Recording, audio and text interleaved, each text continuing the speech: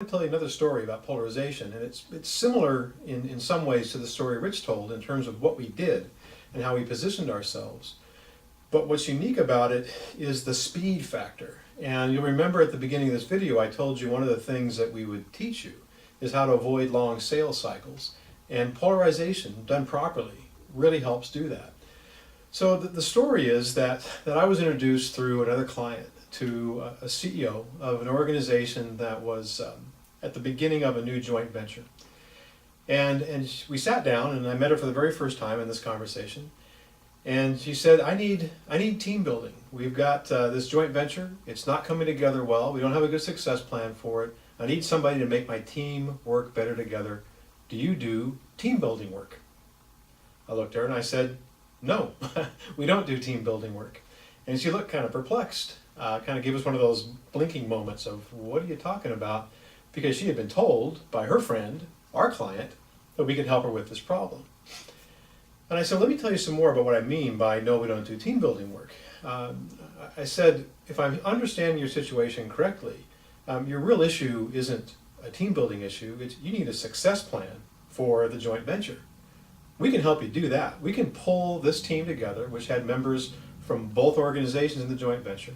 We can get them to work more collaboratively together, really focus down on the key success drivers for this joint venture. You'll come out of that process with a success plan for your joint venture, and then without us ever mentioning team building at all overtly, you'll get the best team building you've ever had. And she looked at me. This was maybe after a 45-minute conversation. She goes, that's what I want. Let's start. So what had we done there? Just like in the story Rich told you, we had polarized ourselves away from traditional team building consultants. And she had talked to a few. And we were completely different. What else had we done? We had created a situation where we had positioned ourselves in a trusted business advisor situation as opposed to a team building consultant. And so our fees, as they were in Rich's story, were significantly higher than the team building consultant she had spoken to. This was a six-figure project for us. What's interesting here, though, is we went from, hi, my name is Rob, to 45 minutes later walking away with a six-figure assignment to do real germane, high-value business planning work. So that's the point I want to make with this video, or with this story. It's about the issue of speed.